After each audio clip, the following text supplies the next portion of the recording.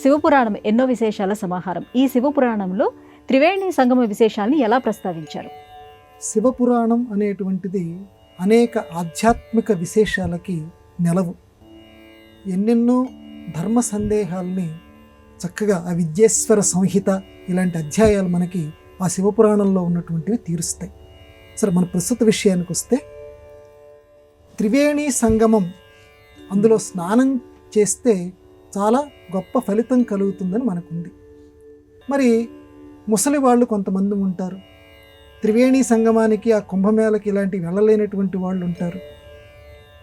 చక్కగా ఆ పేరు తలుచుకుంటూనే ఉంటుంటారు, కానీ అక్కడికి వెళ్ళటానికి పాపం అశక్తులుగా కొంతమంది ఉంటారు. అట్లాంటి వాళ్ళకి కూడా తరుణోపాయాన్ని శివపురాణం చెప్పింది. ఈ త్రివేణి సంగమ ప్రశస్తి చెప్పింది. ఇది కనుక మీరు చేస్తే మీరు కూడా త్రివేణి సంగమ స్నానం చేసినట్టే, ఆ ప్రయాగరాజు లాంటి వాడి దగ్గరికి వెళ్ళి చక్కగా మీరు కూడా చేసినట్టే అని చెప్పింది. ఎట్లా అనంటే రుద్రనామము, అలాగే భస్మము, మూడోది రుద్రాక్ష. శివుడి యొక్క పేరు, అలాగే శివుడి ఉండేటువంటి ఆ విభూతి రుద్రాక్ష. ఈ మూడు కూడా గంగా, యమున, సరస్వతి అంది శివపురాణంలో.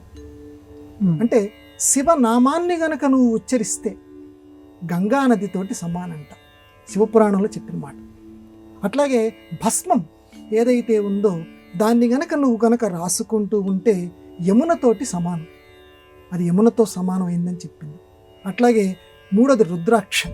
రుద్రాక్షని గనక, అది ఏకముఖి, అన్నిటికంటే ప్రశస్తి దొరికింది. ఏదైనా సరే రుద్రాక్షని గనక నువ్వు ధరిస్తే అది అంతర్నిహితంగా ఉండేటువంటి బయటికి కనపడనటువంటి సరస్వతీ నదితోటి అది సమానం. కాబట్టి ఏ శివభక్తుడైతే ఈ మూడింటిని ఏకకాలంలో చేస్తాడో, అంటే ఏకకాలంలో చేయటం అంటే ఏంటమ్మా, చక్కగా ఒంటికి విభూతి రాసుకొని చక్కగా మెడలో ఆ రుద్రాక్ష మాలని ధరించి శివనామాన్ని గనక ఉచ్చరిస్తే అప్పుడు వాడు త్రివేణి సంగమంలో స్నానం చేస్తే ఎటువంటి ఫలితం కలుగుతుందో అటువంటి ఉత్తమ ఫలితాన్ని వాడు పొందుతాడు.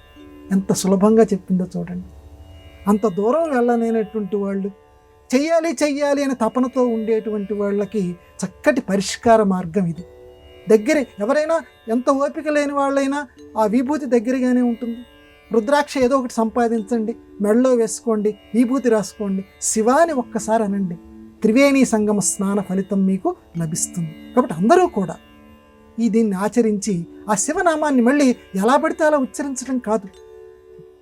అక్కడ శివపురాణంలో ప్రత్యేకంగా చెప్పారు, భక్తిపూర్వకంగా ఉచ్చరించాలి. అంతేగాని ఏదో శివ శివ అని అంటాం కాదు, అది నాభిగతంగా ఉండాలి. అంటే లోపల నుంచి రావాలి ఆ శివనామం, భక్తిపూరితంగా రావాలి. శివ శివ శివ, ఒక ఆర్తి. పసిపిల్లవాడి గనక ఒక తీర్థయాత్రలో తప్పిపోతే తల్లి ఆ పసిపిల్లవాడి కోసం ఎంత తాపత్రయపడుతుంటుందో, నాన్న ఎక్కడున్నావురా అని ఎంత తాపత్రయపడుతూ ఆ పసిపిల్లవాడి కోసం వెతుక్కుంటుంటుందో, కేకలేస్తూ ఉంటుందో, ఆ రకంగా అంత ఆర్తిగా జపించాలట ఆ శివనామాన్ని. అప్పుడే నీకు త్రివేణి సంగమ ఫలితం లభిస్తుంది అని శివపురాణంలో స్పష్టంగా చెప్పారు. కాబట్టి మన అందరం కూడా అక్కడికి వెళ్ళలేనటువంటి వాళ్ళు ఎవరైనా ఉంటే వాళ్ళందరూ కూడా త్రివేణి సంగమ ఫలితం కావాలి అంటే ఈ మూడింటిని తప్పనిసరిగా ఆచరించండి. విభూతి రాసుకోండి, చక్కగా రుద్రాక్ష ధరించండి, శివనామాన్ని భక్తితోటి జపించండి.